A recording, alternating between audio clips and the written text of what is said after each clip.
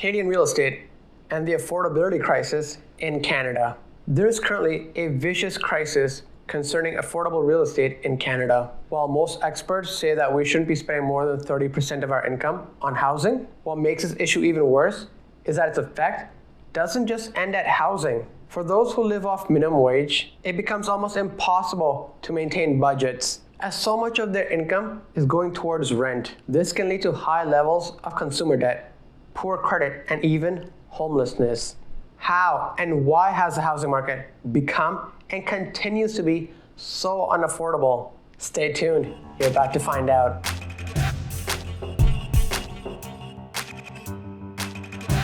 Hey, what's up everybody? Welcome back to the channel. I'm your host Danish, and I make personal finance, investing, and real estate topics easy to understand and keep up with.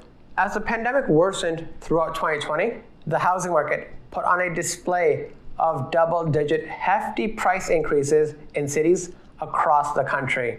The word affordable has changed drastically throughout the years. Today, an affordable home in Toronto or Vancouver is considered anything that's under $1 million. In British Columbia, 31% of renters in West Vancouver spend half their income on housing, compared with 25% in the city of Vancouver itself. Home and rental apartments in residential areas have been skyrocketing, causing people to leave their homes and search for cheaper places to live. All across the country, from coast to coast to coast, housing prices are rising faster than income levels. This isn't something that's happened overnight. It's been building over the last few decades. The pandemic has just accelerated this fact. It has made more people motivated to buy homes, and at the same time, reduced the chances of income rising because the economy has slowed down. Housing affordability in high-demand communities is in real trouble. With the shift of people moving from the cities to more suburban areas, the higher housing prices have also followed them in these places. This then creates another issue, as the people who are trying to leave the city to escape the higher cost of living are faced with prices just as expensive. The high prices in these communities then spread and affect the residents living in nearby underprivileged regions who must now also deal with these higher prices. The outlook is even more challenging for young adults who are trying to get into the market. According to CIBC Economics, there is currently $90 billion in bank deposits safely parked than what would normally be expected had it not been for the pandemic. CIBC is expecting this money accumulated by the well-off households who have not been impacted by the economic slowdowns. Instead, have come out ahead with a lot more savings. This money will then start flowing back into the economy around spring and summer. This has to be good news, right? More money being pumped into the economy? Yes and no. Here's the thing. Industry insiders are expecting part of this money to find its way into the housing market in the form of down payments from buyers and parental gifts to adult children who need assistance buying their first home. If you're a home buyer who is not expected to receive a cash gift or who doesn't have prior home equity to trade in, you have multiple forces working against you, as unfortunate as they may be. Don't go take out a mortgage that you will not be able to manage just to live in an area that you cannot afford. Consider maybe getting a smaller property or moving to an area that's more affordable for your budget. Low inventory. There are several things that are contributing to low inventory in Toronto, Vancouver, and other in-demand housing areas right now. First, population growth is bringing new buyers into the GTA and to Greater Vancouver. Second, a higher pool of work-from-home jobs are bringing more buyers to the table because incomes are improving for these households and so are savings. Third, low interest rates, which are here to stay for the next little while.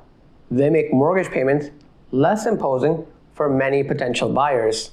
One other factor that's causing a shift is a reboot of the natural life patterns that has changed home ownership habits. Many from the work-from-home crowd want larger homes because they can use the extra space for a home office, a home gym, and have access to a backyard.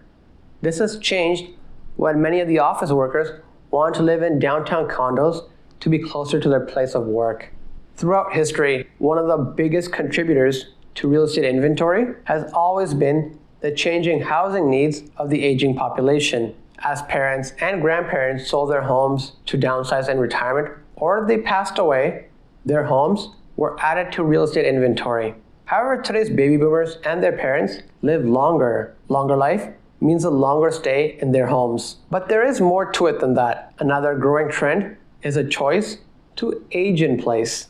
This term was coined to describe the decision of those in their late 40s and early 50s to look at how they can adapt their homes for a number of eventualities, including making room for their aging parents by investing in in-law suites within their homes. Second, adapting their homes to meet the potential needs of health and mobility issues. So now we have this aging population who are choosing to live in their homes longer by adapting it for their needs versus being sent off to long care facilities.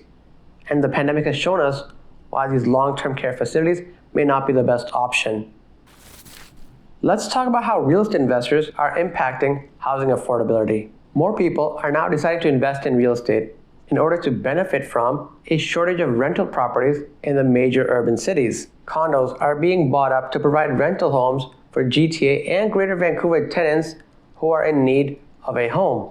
According to Stats Canada, close to 38% of Toronto condos are not owner-occupied. More people are viewing condos as an investment property, which can be a problem for other buyers who are looking for homes to live in. This is because the purpose of condos has changed. As well, Toronto has failed to create purpose-built rental housing over the last several decades, which has led to a shortage of rental inventory. The lack of purpose-built rentals has forced people to seek secondary housing market rentals. Hence, the boost in condo purchases by new investors. This, in hand with limited inventory to begin with, will continue to inflate housing prices, not just for the condos, but for the greater housing market in general. We did see downtown condos come under pressure due to COVID-19, but as these prices went down, now these condos have become a lot more attractive to future real estate investors who are hoping to a return to normal. There are many people out there who are waiting for prices to come down in the GTA, in the Greater Vancouver area, to either purchase their first home or to invest in a rental property. So there is still a lot of pent-up demand out there. Income prospects. Prospects for income stability and growth are not looking good right now, as businesses are continuing to reel in the losses from the slowdown. Not all businesses have been impacted though, especially those more suited to work from home, like the tech sector. However, if the business you own or are employed by has been impacted and you are expecting income growth, it's going to be tough trying to keep pace with gains in home prices. Across the country, employers are likely going to be adjusting their pay increases to reflect their own financial health. Expect pay increases to be on the leaner side of things. For the last 10 years, pay increases have been so modest that people have barely come out ahead on an after-inflation basis. Stats Canada data covering people between the ages of 24 to 54 shows that median income increased by an average of 0.6% from 2008 to 2018 on an after-inflation basis. In the 25 to 34 group, incomes were pretty much flat on an after-inflation basis.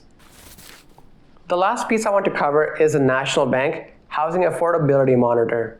According to National Bank's Housing Affordability Monitor, housing affordability in Canada's largest urban centers did improve a little bit in the third quarter of 2020. This is actually a second improvement in a row. But here's the kicker. Higher incomes helped in Q3, but the largest portion of improvement came in the form of lower interest rates.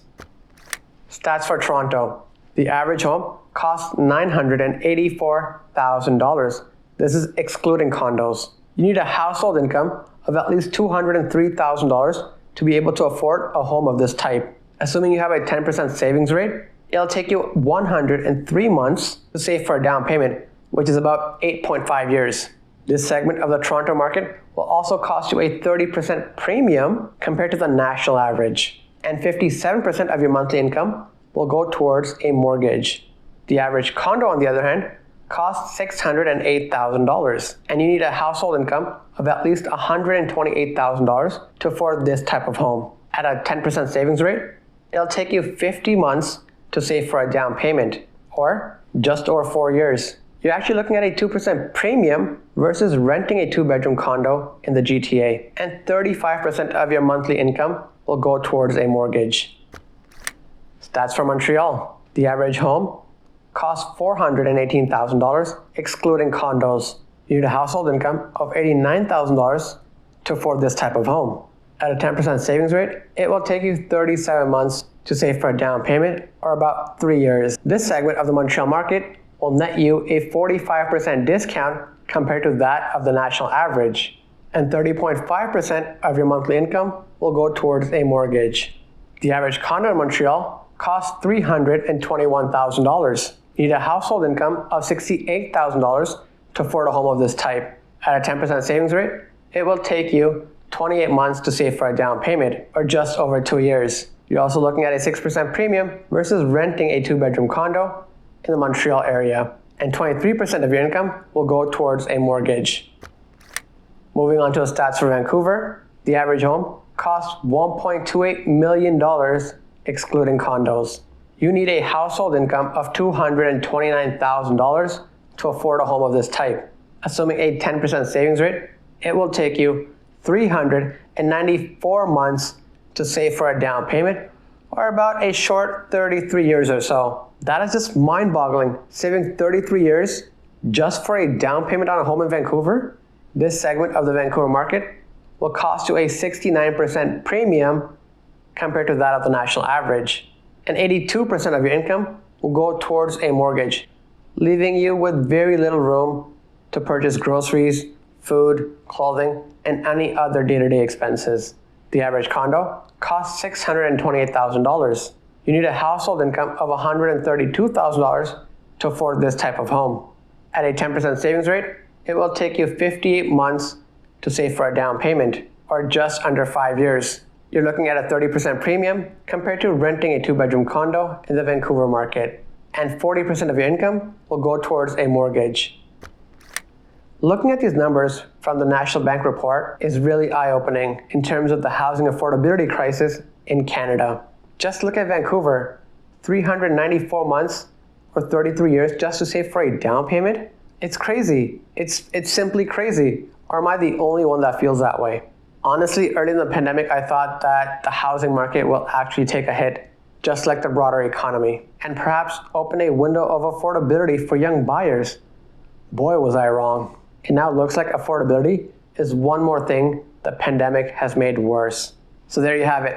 Housing prices will continue to grow, so long as you have such historically low interest rates for the long term. More businesses allow for work from home flexibility, where people are not bound by any location. More boomers age in place. More investors continue to buy condos or multiple properties for rental purposes. All these factors combine to keep inventory levels low, low, low. As long as that's the case, housing prices only have one direction to go, and that's up.